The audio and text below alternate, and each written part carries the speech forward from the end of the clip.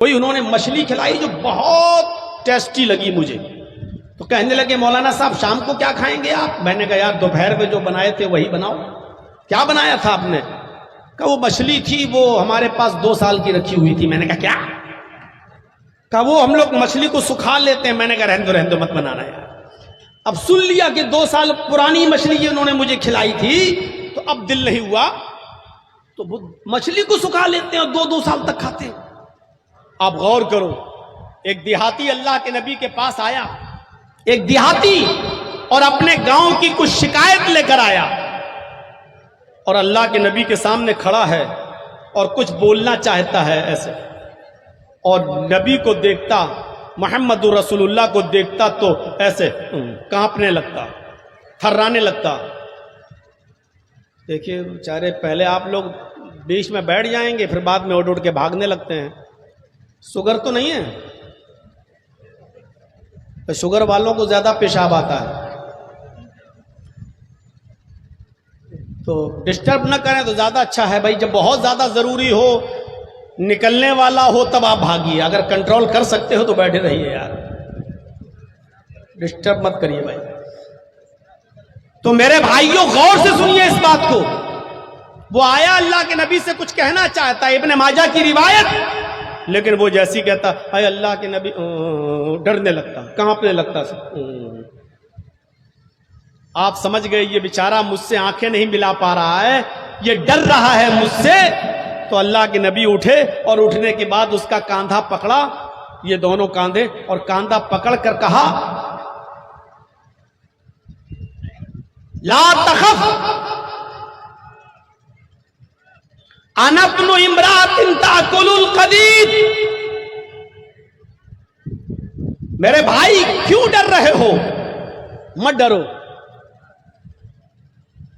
انی لست بملک، میں کوئی بادشاہ نہیں ہوں،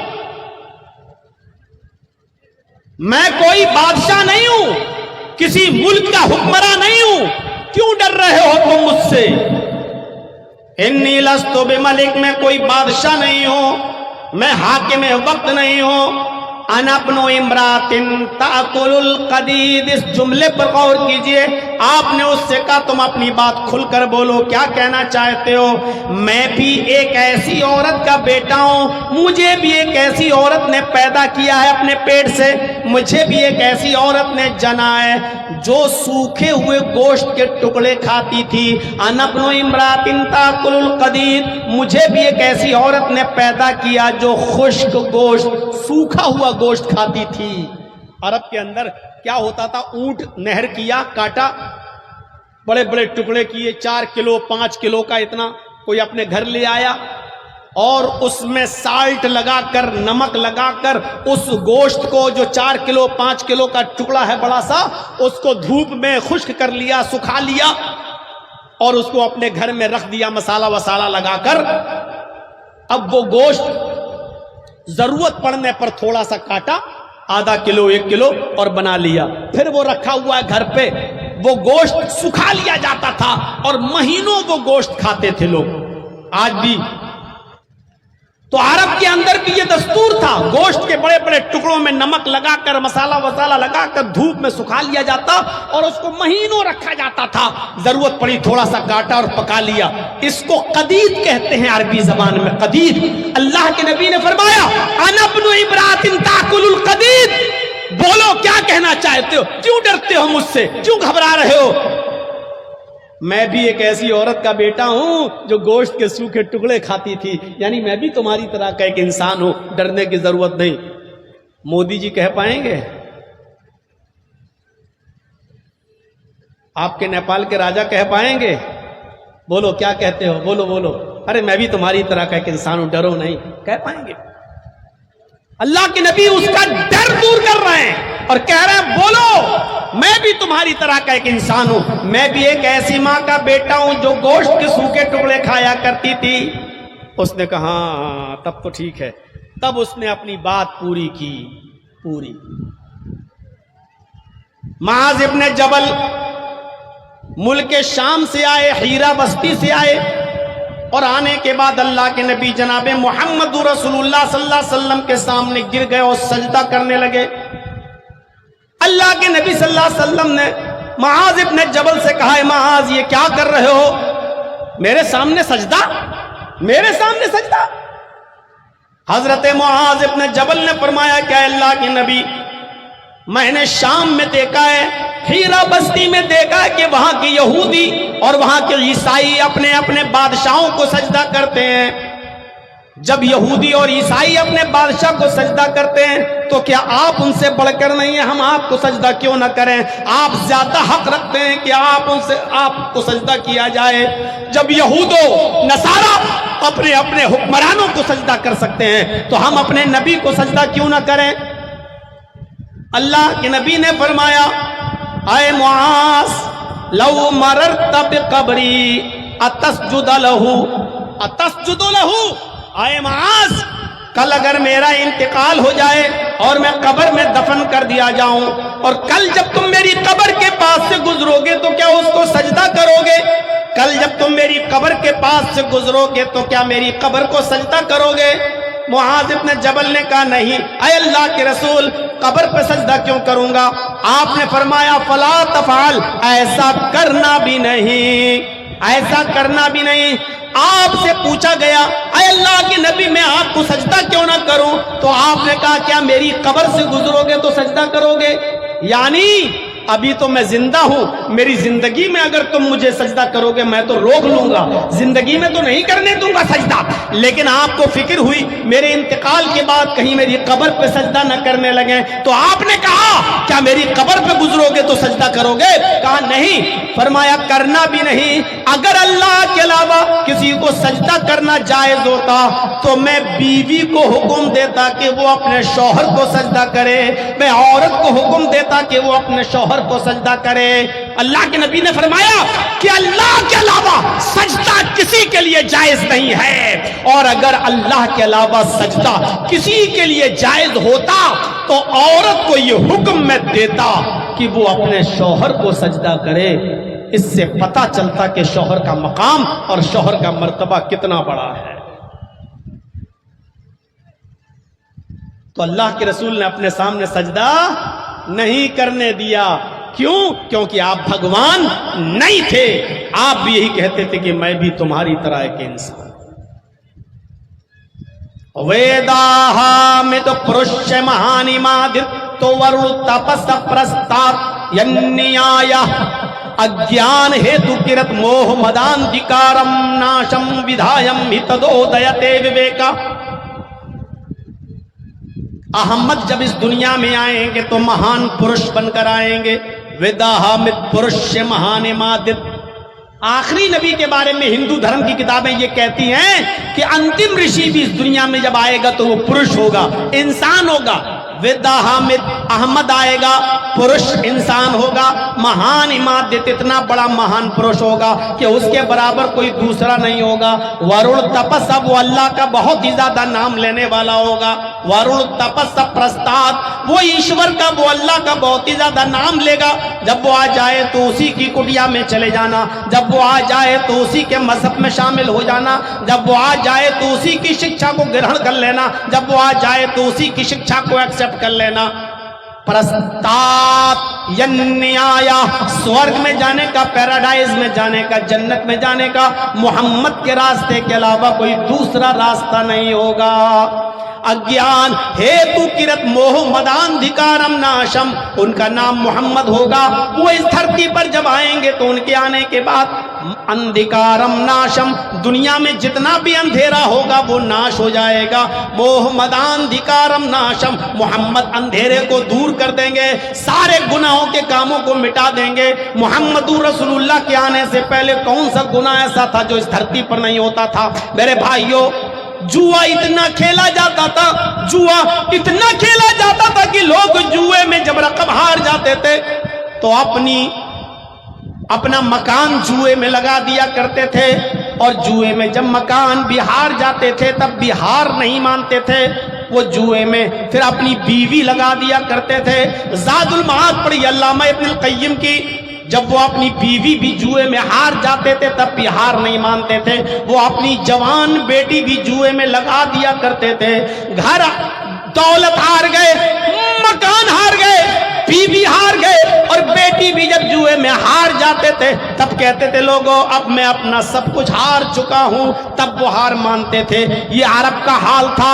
محمد رسول اللہ صلی اللہ علیہ وسلم کے آنے سے پہلے اتنا جوا کھیلا جاتا تھا، اور شراب تو اتنی پی جاتی تھی کہ ان کے گھر میں جب کوئی بچہ پیدا ہوتا تو سب سے پہلے اس بچے کے حلق میں شراب کے قطرے ڈالے جاتے، اور باپ اپنے بیٹے کے منہ میں شراب کی بوندیں ڈراپس ڈالتا، قطرے ڈالتا، اور فخر کرتا کہ میرا بیٹا سب سے پہلے اس کے منہ میں شراب گئی ہے، خاندانی ہے، نام روشن کرے گا، میرا بیٹا بھی شرابی بنے گا۔ اتنی شراب پی جاتی تھی۔ ہم لوگ کھانا کھاتے وقت دسترخوان پر پیپسی اور تھمس اپ کی بوتل رکھ لیتے ہیں۔ عرب کے لوگ جب کھانا کھاتے تھے تو دسترخوان پر پانی کی جگہ پر شراب کی بوتلیں رکھ لیا کرتے تھے، اور جب کھانا کھا کر کھانے کا لقمہ اٹک جاتا تھا تو بجائے پانی پینے کے وہ شراب سے اتارتے تھے۔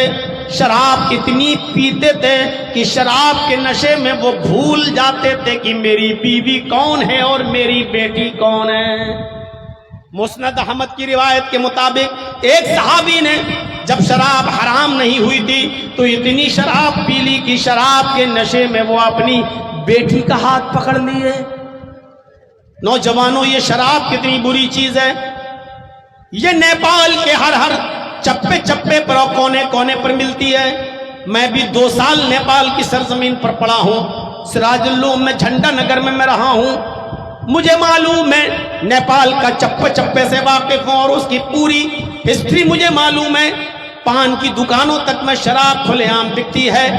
یہ شراب جب حرام نہیں ہوئی تھی تو ایک صحابی نے یہ شراب جب پی لی تو شراب کے نشے میں وہ بھول گئے کہ بیوی کون ہے اور بیٹی کون ہے۔ انہوں نے بیٹی کا ہاتھ پکڑ لیا اور اسی کو کھینچ کر وہ بند کمرے میں لے جانے لگے۔ بیوی کو پتہ چلا، دوڑتی ہوئی آئی، اس نے اپنی بیٹی کو چھڑایا اور شوہر کو دھکا دے کر کمرے میں بند کر دیا۔ 2-4-5 گھنٹے کے بعد جب شوہر کے شراب کا نشہ اتر گیا تب اس نے اندر سے دروازہ کھٹکھٹایا۔ بیوی نے دروازہ کھولا تو بیوی کو پیٹنے لگا۔ بیوی پیٹنے کے بعد کہتی ہے، میرے ہسبینڈ تم نے مجھے کیوں مارا؟ کہا تو نے مجھے کمرے میں کیوں بند کر دیا تھا؟ کہا تم نے شراب پی رکھی تھی۔ شوہر نے کہا میں تو شراب پیتا ہی ہوں، آج پی لی تو کیا ہوا کہ آج تم نے کچھ زیادہ ہی پی لی تھی۔ شوہر نے کہا رے کبھی کم کبھی زیادہ یہ تو ہوتا ہی رہتا ہے، اگر زیادہ بھی پی لی تو کیا ہوا؟ بیوی نے کہا آج اتنی پی لی کہ بیوی میں اور بیٹی میں فرق بھول گئے، کون بیٹی ہے اور کون بیوی، یہ آپ انتر بھول گئے اور بجائے بیوی کے بیٹی کا ہاتھ پکڑ لیا۔ اگر میں وقت پر نہیں آتی تو آپ بیٹی کے ساتھ منہ کالا کر بیٹھتے۔ اتنا سننا تھا کہ وہ صحابی زمین پر لات مارتے ہیں، آسمان پہ نظر ڈالتے ہیں اور چیخ کر کہتے ہیں اے اللہ، یہ دن سننے سے پہلے میں زندہ کیسے ہوں؟ کاش یہ زمین پھٹ جاتی اور میں دھس جاتا اور میں مر جاتا۔ اب میں اپنی بیٹی کے سامنے کون سا چہرہ لے کر آؤں گا؟ اب میں اپنی بیٹی کے سامنے کون سا چہرہ پیش کروں گا؟ میری بیٹی میرے بارے میں کیا سوچے گی؟ اس کے بعد کہتے ہیں کہ اے اللہ تو گواہ رہنا، آج کے بعد میں شراب کو ہاتھ نہیں لگاؤں گا، آج کے بعد میں شراب نہیں پیوں گا۔ نوجوانوں، جب یہ شراب حرام نہیں ہوئی تھی ایک ہلکا سا نقصان دیکھا، اور اس شراب کے نقصان کو دیکھ کر صحابی نے شراب اپنے اوپر حرام کر لی اور ہاتھ نہ لگانے کی قسم کھا لی۔ جب شراب حرام نہیں ہوئی تھی تو لوگ چھوڑ دیتے تھے، اور جب یہ شراب تمہارے نبی نے حرام کر دی تو اس سے کتنا بچنا چاہیے، اس سے کتنا پرہیز کرنا چاہیے، اس سے ہمیں کتنا دور رہنا چاہیے۔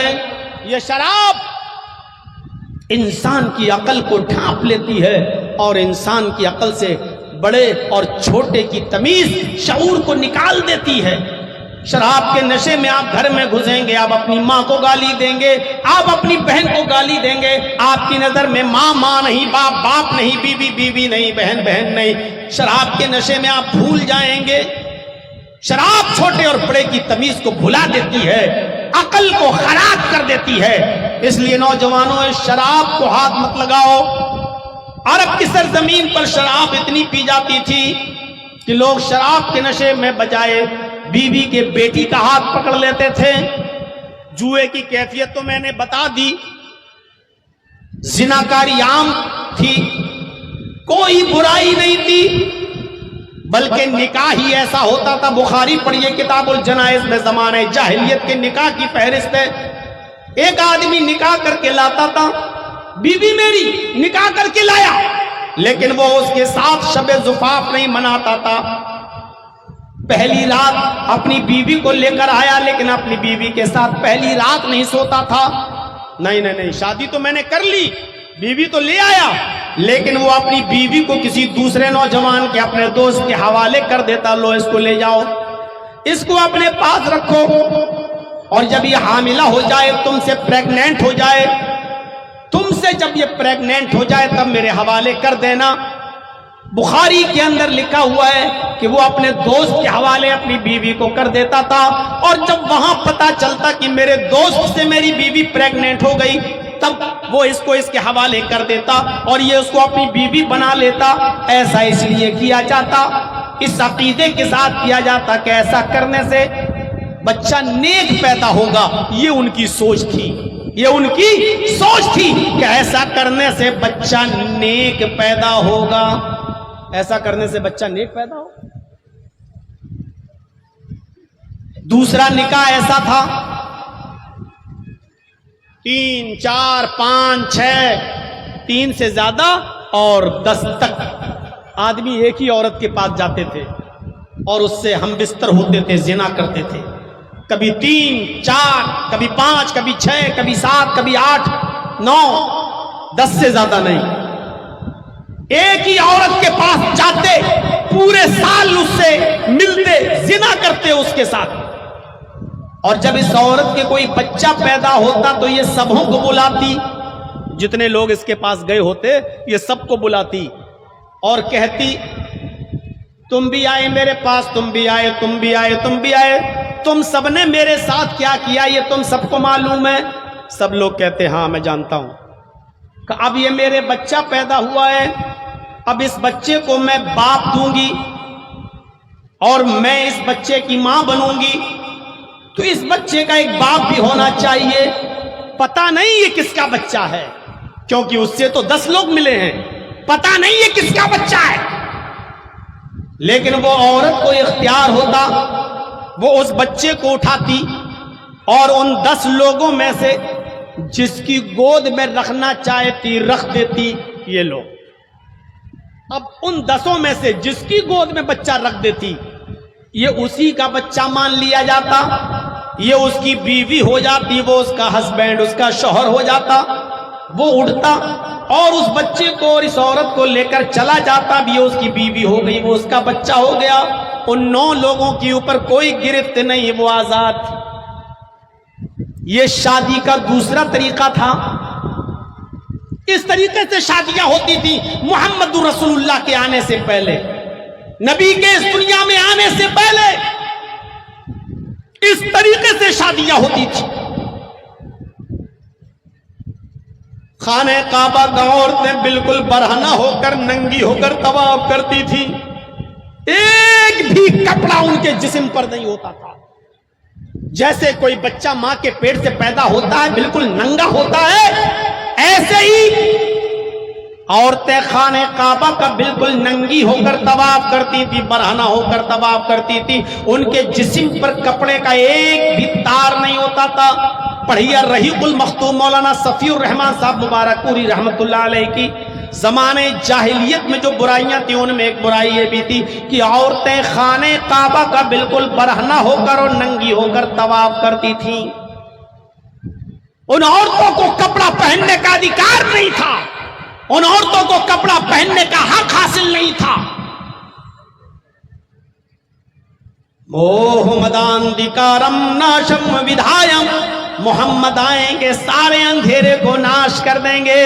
اللہ کے نبی صلی اللہ علیہ وسلم جب آئے تو آپ نے جوئے کو حرام قرار دے دیا, شراب کی حرمت کا اعلان کر دیا, عورت کو عزت دی، اس کو جو عورت خانے کعبہ میں ننگی ہو کر طواف کرتی تھی اس کے جسم پر کپڑا پہنایا، اس کو پردے کا حق دیا، اس سے کہا کہ پردے میں رہو۔ پردے میں اتنی بے حیائی تھی کہ عورت خانے کعبہ کا بالکل ننگی ہو کر طواف کرتی تھی لیکن شرماتی نہیں تھی۔ لیکن نبی اکرم نے ایسی حیا پیدا کر دی، عورت کو پردہ میں ایسے ڈال دیا کہ ابو داؤد پڑھیے کتاب الجہاد دیکھیے کہ اللہ کے نبی صلی اللہ علیہ وسلم کے زمانے میں ایک عورت جس کا بیٹا میدان جنگ میں جنگ لڑ رہا ہے، میدان جنگ میں جنگ لڑ رہا ہے، اور لڑتے لڑتے وہ بیٹا قتل کر دیا گیا، وہ بیٹا شہید کر دیا گیا۔ ماں کے کان میں آواز آتی ہے تیرا بیٹا میدان جنگ میں قتل کر دیا گیا، میدان جنگ میں تیرا بیٹا مارا گیا۔ اس عورت نے جلدی سے چادر اوڑھی، جلدی سے پیروں میں ساکس موزے پہنے اور جلدی سے ہاتھوں میں گلیوز پہنے، اس نے اپنے پیر چھپائے، ہاتھ چھپایا، اپنے سر پہ چادر ڈالی، صرف ایک آنکھ کھلی ہوئی ہے۔ ابو داؤد کتاب الجہاد دیکھیے، جلدی سے اس نے اپنی جسم پر چادر لپیٹی اور میدان جنگ میں چلی گئی اپنے بیٹے کی لاش دیکھنے کے لیے کہ میرا بیٹا میدان جنگ میں کہاں ہے، کس حال میں پڑا ہے۔ میدان جنگ میں جاتی ہے تو چیخ کر کہتی ہے این ابنی این ابنی، میرا بیٹا کہاں ہے، میرا بیٹا کہاں ہے۔ لوگوں نے کہا تم کون ہو؟ اس نے کہا میں اس بچے کی ماں ہوں جو میدان جنگ میں قتل کر دیا گیا، میرا بیٹا میدان جنگ میں مار ڈالا گیا، میں اپنے بیٹے کو دیکھنے آئی ہوں۔ اس کو اس کے بیٹے کی لاش کے پاس لایا گیا، وہ اپنے بیٹے کی لاش کو دیکھ رہی ہے۔ لوگوں نے کہا تیرا بیٹا میدان جنگ میں مرا ہے، شہید ہو گیا، قتل کر دیا گیا، اور تو اپنا چہرہ چھپا کر، اپنا جسم چھپا کر اپنے بیٹے کو دیکھ رہی ہے۔ اس حال میں بھی تو اتنا پردہ کر رہی ہے، تو اس حال میں اپنے بیٹے کو دیکھ رہی ہے، اس حال میں کہ اگر کوئی عورت یہ سن لے کہ میرا بیٹا مر گیا تو وہ پاگل ہو جاتی ہے، اس کو اپنے کپڑوں کا ہوش نہیں رہتا، اس کو اپنے پردے کا ہوش نہیں رہتا، اس کو اپنے بالوں کا ہوش نہیں رہتا، وہ پاگل سی ہو جاتی ہے۔ اور تو نے سنا کہ میرا بیٹا میدان جنگ میں شہید ہو گیا، اور تو کپڑے میں ملبوس چھپی ہوئی چہرہ چھپا کر اس حال میں اپنے بیٹے کو دیکھ رہی ہے، اس حال میں تیرا بیٹا شہید پڑا ہے، اور اس حال میں بھی تو اتنا پردہ کہ تیرا چہرہ تک نہیں دکھ رہا ہے۔ اس عورت نے جو جواب دیا وہ ابو داؤد میں موجود ہے۔ اس عورت نے جواب دیا ان ارزبنی فلن ارز حیائی، لوگوں میدان جنگ میں نے اپنا بیٹا کھویا ہے، میں نے اپنی حیا نہیں کھوئی، میں نے اپنا پردہ نہیں کھویا۔ میدان جنگ میں نے اپنی اولاد کو، اپنے بیٹے کو کھویا ہے، اپنی حیا نہیں کھوئی، اپنا پردہ نہیں کھویا۔ اس حال میں بھی اس نے پردہ کیا۔ نیپال والوں اور دھنوشا والوں جلسہ کرا رہے ہو نا، حالت یہ ہے کہ میلہ لگائے ہو، حالت یہ ہے کہ اس جلسے میں بھی تمہارے گھر کی عورتیں اپنے بچوں کو جھلا رہی ہیں اور شاپنگ کر رہی ہیں، مرد اور عورتوں کا اجتماع ایک ساتھ ہے، میدان جنگ میں اس کا بیٹا شہید، اس کے باوجود وہ اپنا چہرہ نہیں کھول رہی ہے۔ تم اپنی عورتوں کو پردہ کراؤ گے، یہ حیا ہماری عورتوں میں کہاں سے آئے گی؟ آج تو عید کا دن ہے عورتوں کے لیے، ہمیں مرد خاموش نظر آ رہے ہیں لیکن عورتوں کی آواز ابھی تک اسٹیج پہ آ رہی ہے۔ یہ خاموش رہنے والی قوم نہیں ہے، اور جلسے میں تو ان کا انتظام اتنا قریب کرنا ہی نہیں چاہیے۔ ریڈیو کا بٹن بند کرو، ریڈیو تو بند ہو جائے گا، لیکن عورت اتنی بڑی مصیبت ہے کہ لاکھ اس کا تھوتھڑا بند کرو، ہونے والا نہیں۔ آج تو موقع ملا ہے ان کو اپنی ساڑی دکھانے کا، اپنا کپڑا دکھانے کا، اپنی چپل دکھانے کا، اپنا دوپٹہ دکھانے کا، اپنا میک اپ دکھانے کا. آج تو موقع ملا ہے. عید کے دن بھی اتنی خوشی نہیں ہوتی ہوگی جتنی آج جلسے میں ہوتی ہوگی. کیا ماشاء اللہ. تنوشا والوں کچھ تو دیکھو، اتنی محنت سے آپ نے جلسہ کیا اور ایک چیز آپ نے غلط کر دی. یہ میلہ نہیں لگانا چاہیے تھا. بس جلسے میں میلہ ہوگا تو آپ کیا سمجھیں گے کہ وہاں دین کے لیے لوگ جلسہ سننے آئیں گے؟ وہ میلے میں میں نہیں جانتا ہوں کہ آپ کے حال کیا ہے. بہار کے جلسوں میں نے دیکھا ہے کٹیہار، پورنیہ، ارریا، میلے اور ٹھیلوں کی وجہ سے ان جلسے اتنی بری طریقے سے فلاپ ہوئے ہیں کہ کئی جلسوں میں نے دیکھا کہ جلسہ ختم ہونے کے بعد لڑکے اور لڑکیوں کو پکڑا گیا کھیتوں میں سے، میلوں میں سے، اور باقاعدہ ان کو بٹھایا گیا ہے. صبح ہو کر ان کی پنچایتیں بٹھی ہوئی ہیں، بٹھائی گئی ہیں. ان کو کیا سزا دی جائے؟ رنگے ہاتھ جلسوں میں پکڑا گیا ہے. یہ میلے لگاؤ گے تو بے پردگی پھیلے گی، بے حیائی پھیلے گی، بے شرمی پھیلے گی. آپ کیا سمجھتے ہو کہ عورتیں چوڑیاں خریدنے نہیں جائیں گی میلے میں؟ جلیبیاں بھی خریدیں گی اور وہاں جائیں گی جہاں مردوں کی بھیڑ زیادہ ہوگی. کیا ضرورت ہے؟ میں ایک مثال دیتا ہوں، بہت بھونڈی مثال. نہیں دینا چاہیے لیکن کیا کروں، دل نہیں مانتا، دے دیتا ہوں. جیسے ایک کتیا کے پیچھے 10 کتے لگے رہتے ہیں نا، یہی حال جلسوں کا بھی ہو چکا ہے. ایک ایک لڑکی کے پیچھے 10 آوارہ کتے گھوم رہے ہیں. نہیں دینا چاہیے مثال لیکن دینا پڑتی ہے. میں جانتا ہوں کہ اب ہومیوپیتھک دوا سے تمہارا مرض ٹھیک نہیں ہوگا، اس لیے آپریشن کرنا پڑ رہا ہے. جلسوں میں میلے لگائیں گے. مثال دینے کے لائق ہے آپ کا جلسہ ہر جگہ کہ آپ نے اتنی محنت کی ماشاءاللہ. ورنہ 1 تاریخ کو جلسہ کینسل ہوا، چلو مولانا نہیں، اللہ کو منظور تھا، انشاءاللہ بآئندہ سال. آپ نے فوراً 15 دن کے اندر اندر دوسرا پروگرام رکھ دیا. یہ آپ کے جذبات کو میں سلام کرتا ہوں، سلام آپ کے جذبات کو. اتنا شوق آپ کا، لیکن آپ نے ایک چیز غلط کر دی، بس جلسے میں میلہ لگا دیا. اب آپ کہیں گے لوگ مانتے نہیں ہیں، سب کی روزی روٹی جڑی ہوئی ہے، تو کیا شراب کا ٹھیکہ بھی لگوا دو گے؟ یہاں سب کی روزی روٹی جڑی ہوئی ہے. میں آ رہا تھا، ہمارے مستان صاحب کہہ رہے تھے سب کی روزی روٹی جڑی ہوئی ہے. تو شراب بیچنے والا بھی تو شراب بیچتا ہے، وہ بھی یہاں شراب کی دکان کھول لے. آپ کھولنے دو گے؟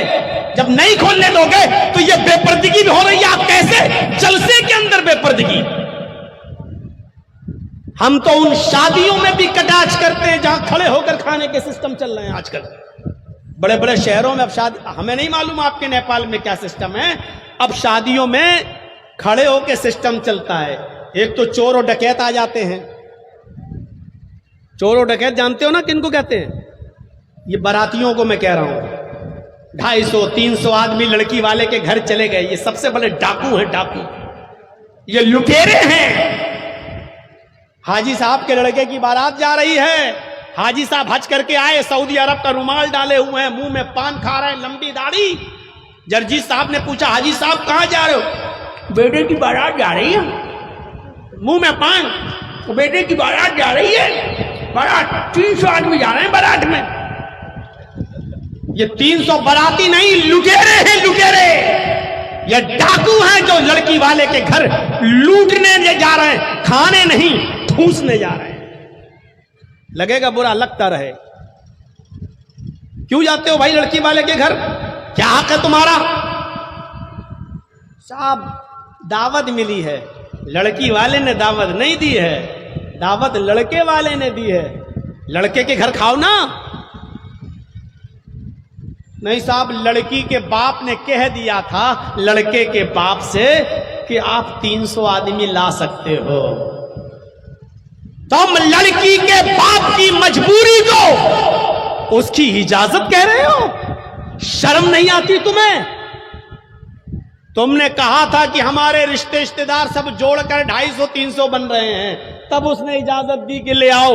تم لڑکی کے باپ کی مجبوری کو اجازت کہتے ہو؟ شرم نہیں آتی؟ اس 300 آدمیوں کو کھلانے کے لیے بکرا، چکن، مٹن، مچھلی، مرغ، انڈا، ناشتہ یہ سب کرانے کے لیے اس نے بینک سے لون لیا ہے. میرے بھائیوں، میں یہی عرض کر رہا تھا کہ یہی توحید ہے سب میں. یہ عیسائیوں میں بھی یہی ہے، لیکن اس کے باوجود وہ یہ مانتے عیسیٰ ہی اللہ، اللہ ہی عیسیٰ، اللہ ہی مریم، عیسیٰ ہی اللہ، عیسیٰ ہی مریم، مریم ہی اللہ اور مریم ہی عیسیٰ. یعنی ایک تین اور تین ایک، 1/3 3/1. وہ کہتے ہیں ایک ہی ہے تین، تین ہے وہی ایک. اللہ ہی عیسیٰ ہے، اللہ ہی مریم. عیسیٰ ہی اللہ ہے، عیسیٰ ہی مریم. مریم ہی اللہ ہے، مریم ہی عیسیٰ. ایک تین اور تین ایک. یہ عیسائیوں کے بعض فرقوں کا یہ بھی عقیدہ ہے. کچھ لوگ عیسیٰ کو اللہ کا بیٹا مانتے ہیں، یہ ان کا دوسرا فرقہ ہے. تو شرک ان میں بھی ہے اور شرک مسلمانوں میں بھی ہے.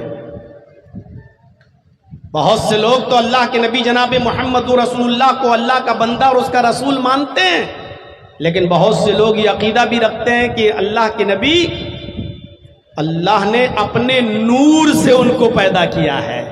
اللہ نے اپنے نور سے پیدا کیا ہے. یعنی محمد صلی اللہ علیہ وسلم انسان نہیں ہے، بشر نہیں ہے، اللہ نے اپنے نور سے پیدا کیا ہے. تو میرے بھائیوں، جیسے عیسائیوں میں شرک داخل ہو گیا، ایسے ہی مسلمانوں کے درمیان بھی شرک داخل ہو گیا. شرک ادھر بھی ہے، شرک ادھر بھی ہے.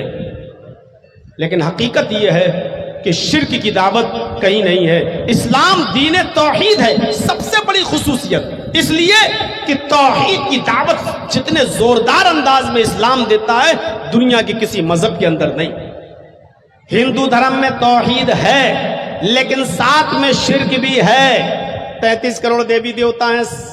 یہ اسلام کے اندر توحید ہے لیکن شرک نہیں ہے. مسلمان شرک کرتا ہے یہ ایک الگ مسئلہ ہے، لیکن اسلام میں شرک نہیں ہے. تو اسلام دین توحید ہے، دین توحید. کسی صحابی نے کہہ دیا جو اللہ چاہے اور محمد چاہے. اللہ کے نبی صلی اللہ علیہ وسلم کے پاس آیا اور کہنے لگا جو اللہ چاہے اور آپ چاہیں. بس اتنا کہنا تھا کہ اللہ کے نبی صلی اللہ علیہ وسلم نے فرمایا نہیں، صرف اپنی زبان سے یہ کہو صرف اللہ اکیلے جو چاہے، اللہ اکیلے جو چاہے. یہ توحید. خود اللہ کے نبی منع کر رہے ہیں میرا نام شامل مت کرو. اللہ کے نبی مکے سے چل کر جب مدینے آئے ہجرت کے موقع پر، جب مکہ سے مدینہ تشریف لائے تو مدینے کی عورتیں چھتوں پر چڑھ کر معائنہ دیکھ رہی ہیں کہ آج اللہ کے نبی دیکھیں کس کے گھر پر رکتے ہیں. خوشیاں ہیں کہ آج مکے سے ایک چاند طلوع ہوا ہے اور مدینے میں نکلا ہے. آج اللہ کے نبی پتہ نہیں کس کے گھر پر رکیں گے. چھوٹی چھوٹی بچیاں جو مدینے میں تھیں وہ ڈھول لے کر دف بجانے لگی. دف ایسی، اور دف بجاتے بجاتے بجاتے بجاتے وہ ایک گیت گانے لگی. اور وہ گیت گاتے گاتے وہ یہ اشعار پڑھتی جا رہی تھی. طلع البدر علینا من ثنیات الوداع وجب الشکر علینا ما دعا للہ داعی. آج تو 14ویں رات کا چاند مکے سے طلوع ہوا ہے، مدینے میں نمودار ہوا ہے. آج اللہ نے محمد رسول اللہ کو ہمارا مہمان بنا دیا ہے. ہم اللہ کا جتنا بھی شکر ادا کریں وہ کم ہے. وجب الشکر علینا ما دعا للہ داعی. اللہ کے رسول مکے سے مدینہ ہمارے درمیان آئے، ہم اللہ کا جتنا بھی شکر ادا کریں وہ کم ہے.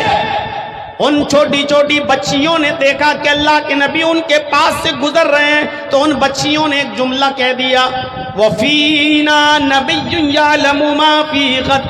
آج ہمارے پاس ایک ایسے نبی آئے جو کل کی بات بھی جانتے ہیں، کل کیا ہونے والا وہ بتا دیتے ہیں، کل کا علم بھی رکھتے ہیں.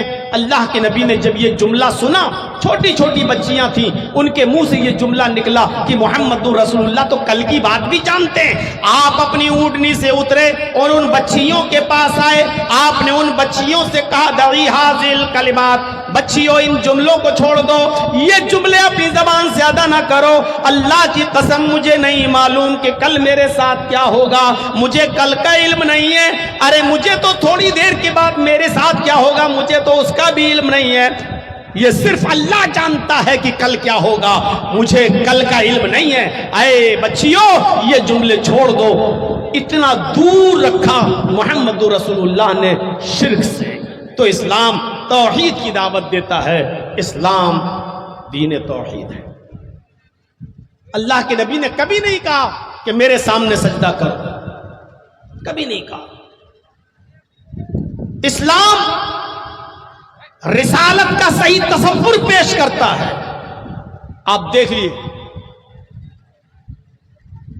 یہودی کس کو مانتے ہیں؟ موسیٰ علیہ السلام کو۔ عیسائی کس کو مانتے ہیں؟ عیسیٰ علیہ السلام کو۔ جینی لوگ کس کو مانتے ہیں؟ مہاویر جی کو۔ سکھ لوگ کس کو مانتے ہیں؟ گرو نانک کو۔ بدھسٹ لوگ کس کو مانتے ہیں؟ گوتم بدھ کو۔ مسلمان کس کو مانتے ہیں؟ محمد الرسول اللہ کو۔ ہندو بھائی کس کو مانتے ہیں؟ کرشن جی کو، رام چندر جی کو۔ دیکھ لیجئے میں نے کئی مذہب کے بڑے بڑے لوگوں کا، ہستیوں کا نام آپ کے سامنے رکھ دیا، لیکن آپ مسلمانوں کے علاوہ دنیا میں اور جن دھرموں کا نام لیا ہے ان دھرموں کو دیکھ لیجئے، انہوں نے اپنے ماننے والوں کو اپنے ہاں آنے والے کسی مہان پرش کو انسان رہنے ہی نہیں دیا۔ عیسائیوں نے عیسیٰ کو انسان نہیں مانا، سن آف گاڈ، اللہ کا بیٹا مان لیا۔ یہودیوں نے موسیٰ کو اور عزیر کو اللہ کا بیٹا مان لیا۔ سکھوں میں چلے جائیے، گرو نانک کو بھگوان مان لیا۔ گرو نانک کون تھے؟ بھگوان۔ جینیوں میں چلے جائیے، مہاویر جی کو کیا مانتے ہیں؟ بھگوان۔ ہندو بھائیوں میں چلے جائیے، کرشن جی بھگوان، رام چندر جی کو بھگوان۔ بدھسٹوں کو لے لیجئے، گوتم بدھ کے ماننے والے، گوتم بدھ کی سب سے بڑی مورتی تو آپ کو لمبری میں ملے گی، آپ ہی کے نیپال میں جا چکا ہوں، لمبری میں گوتم بدھ کی بہت بڑی مورتی وہاں بنی ہوئی ہے، اور اس مورتی کے نیچے لکھا ہوا ہے بدھ بھگوان۔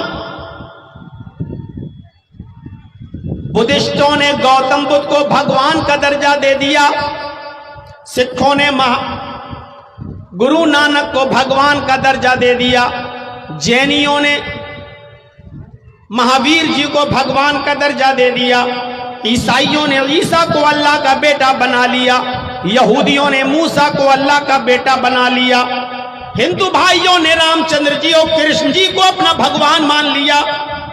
اب رہ گیا مسلمان، اسلام کا ماننے والا۔ مسلمان ایک ایسی قوم ہے اور اسلام ایک ایسا مذہب ہے جس نے اپنے مذہب میں آنے والے پیغمبر کو محمد رسول اللہ کو نہ دیوتا مانا ہے، نہ بھگوان کا درجہ دیا ہے، اور نہ بھگوان مانتا ہے اور نہ ان کی پوجا کرتا ہے، بلکہ ان کو بھی ایک انسان مانتا ہے۔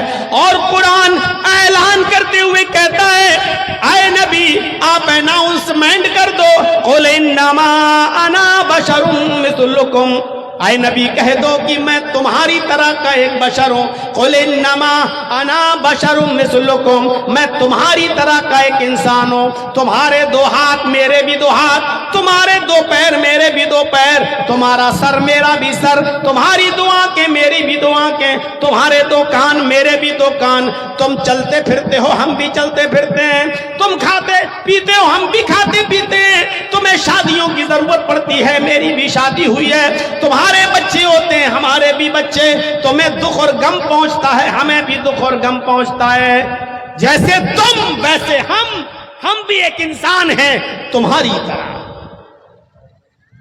رسالت کا صحیح تصور اسلام نے پیش کیا ہے، ورنہ دنیا میں کوئی دھرم ہمیں ایسا دکھا دو جس نے اپنے دھرم میں آنے والے انسان کو، مہان پروش کو پروش رہنے دیا ہو، جبکہ رام چندر جی مریادا پروشوتم تھے، ایک انسان تھے، بھگوان نہیں۔ خود والمیکی کی رامائن کہتی ہے رامم پروشوتمست، رام مریادا پروشوتم ہے، رام سب سے بڑے انسان ہیں۔ والمیکی کی رامائن میں لکھا ہے رام منش تھے، پروش ہیں، انسان۔ کرشن جی بھی انسان تھے، اور ایک شکاری شکار کرنے کے لیے جنگل میں گیا، وہ ہرن کو تیر مار رہا تھا اور اس تیر میں زہر لگا ہوا تھا۔ اس نے وہ تیر ہرن کو مارنا کے لیے چھوڑا کہ یہ تیر ہرن کو لگے گا، اور تیر میں لگا ہوا زہر جب ہرن کے پیر میں یا پیٹ میں جائے گا تو ہرن کہیں بھی دوڑے گی، بھاگے گی، لیکن مر جائے گی، پھر ہم اس کو پکڑ لیں گے۔ اس شکاری کا تیر نشانے سے چوک جاتا ہے اور وہ تیر کرشن جی کے پیر میں لگتا ہے، اور وہ زہر، تیر میں لگا ہوا زہر، وہ کرشن جی کے جسم میں زہر پھیلنا شروع ہو جاتا ہے، اور اسی زہر کے پربھاؤ سے، اسی وش کے پربھاؤ سے، اسی زہر کے پربھاؤ سے کرشن جی کی مرتیو ہوتی ہے۔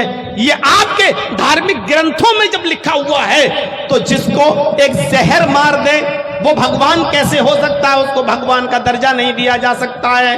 محمد رسول اللہ بھی بھگوان کا درجہ نہیں پا سکتے ہیں، کیونکہ آپ کا بھی انتقال کے وقت جو کیفیت تھی وہ یہ تھی کہ آپ جب مرض الموت میں مبتلا تھے تو بار بار اپنا ہاتھ پانی میں ڈالتے اور پانی سے ہاتھ نکالتے، اپنے چہرے پہ ملتے جاتے اور کہتے جاتے لا الہ الا اللہ ان للموت سکرات۔ موت کے لیے بڑی بے چینیاں ہیں، موت کے لیے بڑی پریشانیاں ہیں، موت کے لیے بڑی سختیاں ہیں۔ میرے بھائیوں، خود محمد رسول اللہ صلی اللہ علیہ وسلم بھی اس دنیا کو چھوڑ کر چلے جاتے ہیں۔ بھگوان تو وہ ہوتا ہے کہ جس کو کبھی موت نہ آئے۔ نبی اکرم اپنے ماں کے پیٹ سے پیدا بھی ہو رہے ہیں، شادی بھی کر رہے ہیں، مرض الموت میں بھی مبتلا ہو رہے ہیں، اور یہ دنیا چھوڑ کر بھی جا رہے ہیں۔ لہذا جو پیدا ہو عام انسانوں کی طرح اور عام لوگوں کی طرح اس کو موت بھی آتی ہو، میرے بھائیوں وہ بھگوان نہیں ہو سکتا۔ رسالت کا صحیح تصور پیش کیا ہے اسلام نے، آپ غور کرو۔